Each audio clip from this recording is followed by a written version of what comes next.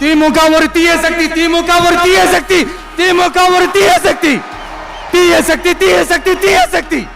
எத்தனை பேர் எதிர்த்து தீய சக்தி தூய சக்தி என்று சொன்னாலும் தீய சக்தி என்று சொன்னவர்கள் தான் தீய சக்தியாக இன்று கருகி போய் கிடக்கிறார்கள்.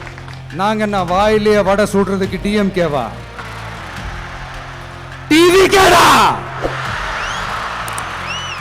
வெல்லும் பெண்கள் என்று நிகழ்ச்சி நடத்தக்கூடிய ஒரே முதலமைச்சர் நம் தமிழகத்தினுடைய முதலமைச்சர்.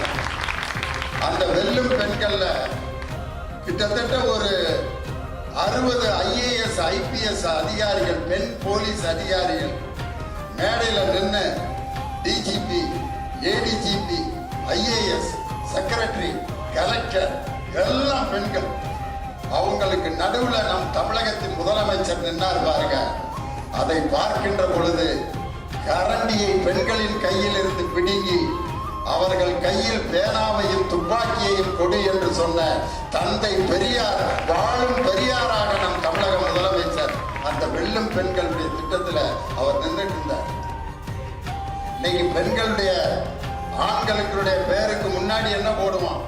திரு செந்தமிழ் அரசு, திரு கமலக்கண்ணன், திரு RD சேகர் அப்படின்னு போடுவோம்.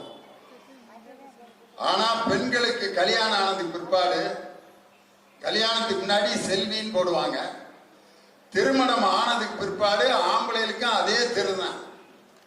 கல்யாணம் ஆகிறதுக்கு முன்னாடியும் திரு RD சேகர் தான், கல்யாணம் ஆனதுக்கு பிற்பாடு திரு RD சேகர், கல்யாணத்துக்கு முன்னாடியும் திரு லியோனி தான், கல்யாணத்துக்கு பிறகு திரு லியோனி தான்.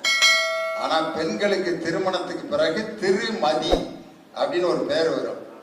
ஏன் தெரியுமா? மதினா என்ன அர்த்தம் தெரியுமா? புத்தின்னு அர்த்தம், அறிவு என்று பொருள்.